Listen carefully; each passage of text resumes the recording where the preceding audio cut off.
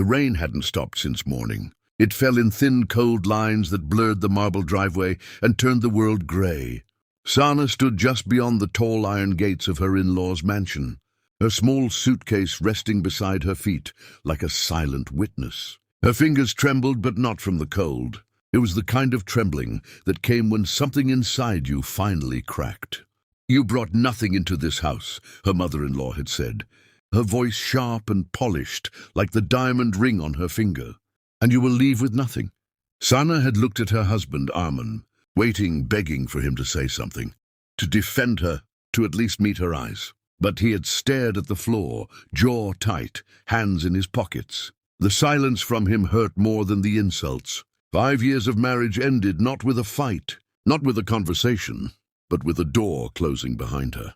She had entered that house as a hopeful bride. She remembered the day clearly, the music, the lights, the whispers about how lucky she was to marry into such wealth. Her father had hugged her before she left and whispered, "Respect them, and they will respect you." She had believed it with all her heart. But respect had not been part of the bargain. At first the comments were small. "You don't know how we do things here. In our family, we have standards." When Arman's business began to struggle, the comments grew sharper.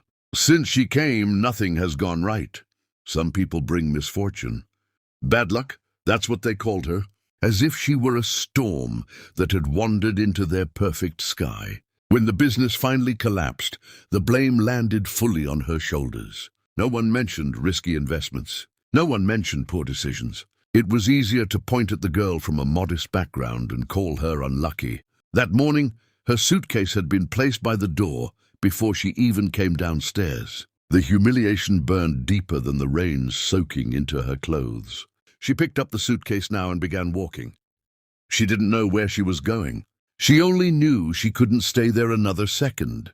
Each step felt heavy, but with every meter she put between herself and that house, something inside her loosened just slightly. By afternoon, she had reached the bus station. She used the last of her small savings to buy a ticket to a town she had never visited before. 2 hours away. Far enough. The bus ride was quiet. She stared out the window as the city faded into fields and open roads. The sky remained heavy with clouds, but the rain softened. She pressed her forehead against the glass and allowed herself to cry silently, careful not to make a sound. What happens to a woman when the home she built her life around disappears? The question echoed in her mind. In the small rural town, everything moved slower. There were no towering buildings, no luxury cars, just modest shops, old trees, and a quiet that felt unfamiliar. She stepped off the bus, with her suitcase and no plan. Hunger eventually pushed her into a tiny roadside cafe. The bell above the door chimed softly as she entered. The smell of tea and fried bread wrapped around her like a fragile comfort. She chose the cheapest item on the menu and sat by the window. Her reflection in the glass startled her. Dark circles under her eyes, hair damp and tangled. A woman who looked lost. On the table lay a folded newspaper. She picked it up absent-mindedly, scanning through job listings. She doubted she could pursue without a local address. Her eyes moved down the page, then stopped. Abandoned log cabin. Needs repair. $5. Contact owner urgently. She blinked. $5? Surely it was a mistake. Even a broken door cost more than that. She read it again. A strange feeling stirred inside her chest. It wasn't logic. It wasn't even hope. It was something quieter, something stubborn. What if? She asked the cafe owner if she could borrow a phone. The woman eyed her briefly, but handed it over without questions. Sana dialed the number, half expecting no answer. An elderly man answered on the second ring. His voice was tired but straightforward. The cabin had belonged to his brother. It had been empty for years. Roof damaged. No electricity. No proper plumbing. He just wanted it gone before property taxes swallowed him. "If you can pay $5, he said, it's yours. But don't expect much." The next morning, he drove her out to see it. The cabin stood deep among tall pine trees, their trunks rising like silent guards. The structure leaned slightly, its wood faded and peeling. One window hung crooked. The porch steps were cracked. The roof sagged in one corner. It should have looked hopeless. Instead, Sana felt something shift inside her. The cabin wasn't beautiful, but it was honest. No marble floors pretending to be perfect. No polished smiles hiding sharp words. Just wood, earth, silence. She walked up the creaking steps and pushed the door open. Dust danced in the light that slipped through broken boards. The air smelled of old timber and forgotten years. The floor groaned under her weight, but it held. She turned slowly, imagining it clean. Imagining sunlight pouring through repaired windows. Imagining a table by the corner. Curtains moving gently in the breeze. For the first time since being thrown out, her breathing steadied. "I'll take it," she said softly. The old man looked surprised. "You're sure?" She nodded. She handed over her last $5. Just like that, she owned something. It wasn't luxury. It wasn't impressive. But it was hers. That first night was brutal. The temperature dropped sharply after sunset. Wind slipped through cracks in the walls and whispered through the broken window. She wrapped herself in her thin shawl and sat against the wall, suitcase beside her. There was no bed, no light except a small candle. The darkness felt enormous. Fear crept in. What if she had made a mistake?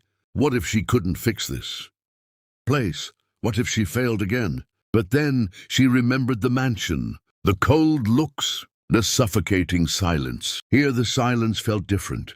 It wasn't judgmental. It was patient.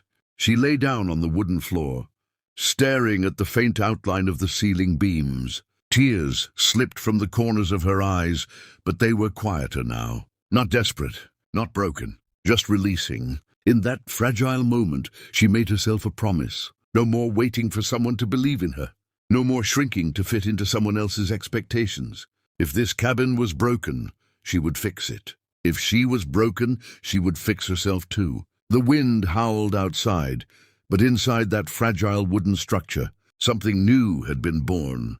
Not wealth, not revenge, but determination. And sometimes that is worth far more than everything money can buy. 6 months changed everything. The cabin that once leaned like a tired old man now stood, firm and glowing beneath strings of warm golden lights. The cracked porch steps had been replaced with smooth wooden planks she had sanded herself. Her palms blistered and healed and blistered again in the process. The sagging roof had been patched one careful board at a time. The broken windows now framed white, curtains that fluttered gently in the forest breeze. Where there had once been silence heavy with abandonment, there was now life. Sana stood on the porch early that morning, holding a cup of tea and watching sunlight spill through the tall pine trees. The forest no longer felt intimidating. It felt protective, like it had quietly adopted her. The wooden sign near the gravel path read in careful carved letters, "Second Chance Cabin, Welcome." She had carved it slowly over 3 nights. Hand steady, heart even steadier. The transformation had not happened overnight. In the beginning, she had worked alone. She cleaned layers of dust and old leaves from inside the cabin. She repaired cracks with borrowed tools. She carried buckets of water from a nearby pump before she could afford basic plumbing repairs. Every small improvement felt like reclaiming a piece of herself. At the town library, she learned everything she could.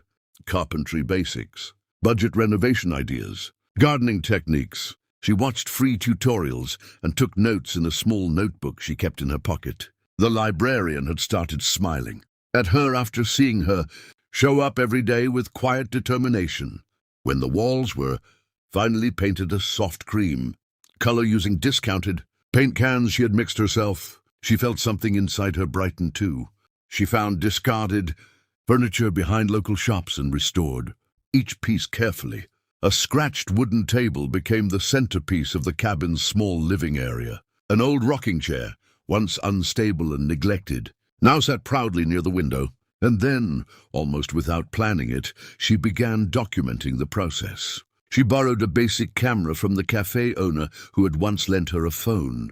At first, she only recorded short clips, her sanding wood, planting flowers, fixing the porch. She uploaded them using the town's slow internet, not expecting much. Her first video had only 12 views, but one of those 12 left a comment.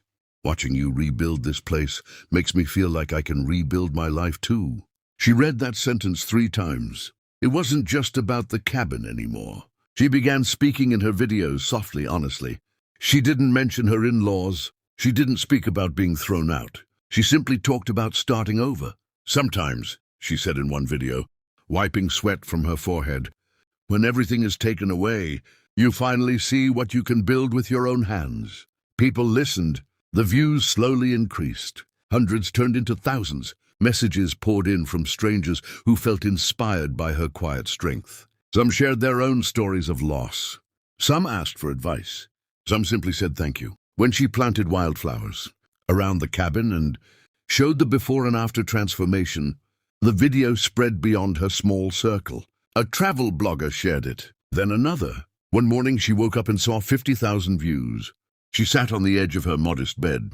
Now a real bed with handmade wooden frames, and covered her mouth in disbelief. Opportunities followed. Someone asked if the cabin was available for short stays. The idea startled her at first. Could strangers really want to stay in the little place that once had broken windows and leaking ceilings? She hesitated for 2 days. Then she cleaned every surface until it shone, placed fresh flowers in a jar on the table, folded new white sheets carefully, and posted a simple message. Second Chance Cabin now open for peaceful weekend retreats. The first booking came within hours. When the guests arrived, a young couple, from the city looking for quiet, they stepped out of their car and looked around in awe.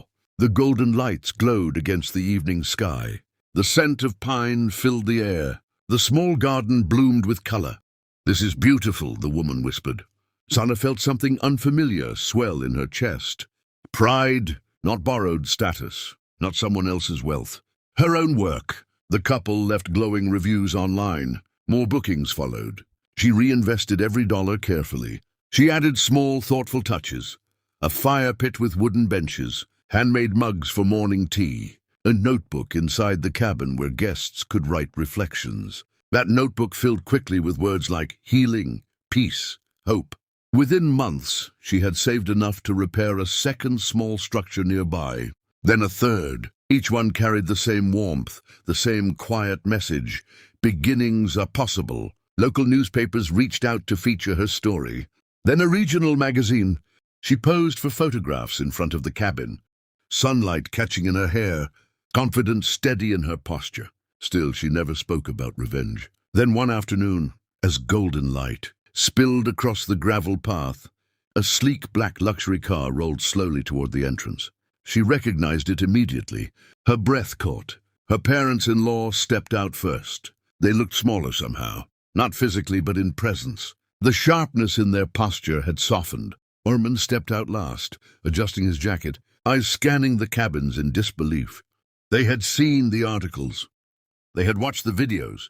They had recognized her face on magazine covers shared across social media. But standing there in person, seeing what she had built with their own eyes, was different. Her mother-in-law's gaze traveled across the polished wood, the blooming garden, the guests laughing near the fire pit. Confusion and shock flickered across her face. This is yours?" she asked quietly. Sana walked down the porch steps, calm and composed. "Yes," she replied. Her father-in-law cleared his throat. "We didn't know you had this kind of ability." The words hung awkwardly in the air. Sana looked around her, the cabins glowing warmly, the forest whispering softly, the life she had created from splinters and sorrow. "You never gave me the chance," she said gently. Armand stepped forward, regret visible in his eyes. "We made a mistake," he admitted. "I made a mistake." Months ago, those words would have shattered her. She would have clung to them, waited for apology, hoped for validation. Now they felt distant. "I don't hate you," she said honestly. "If you hadn't thrown me out, I would have never found this." They stood speechless. They had expected bitterness. Instead, they saw peace. She thanked them, not with sarcasm, but with quiet sincerity. Because being pushed out had forced her to stand on her own feet. It had forced her to discover skills she never knew she possessed. It had forced her to trust herself. "I hope you find your own second chance," she said softly. Behind her, guests called her name, asking about hiking trails and evening tea. She turned toward them naturally, belonging fully to this new life. The former mansion had once defined her worth in the eyes of others. Now the forest did not judge her. The cabins did not measure her. The work of her hands spoke clearly enough. As she walked back toward the fire pit, laughter echoing under the trees, the black car remained parked at the edge of the gravel path. They had come expecting to see the girl they had dismissed. Instead, they found a woman who had built something stronger than wealth. She had built herself, and that was something they had never imagined possible.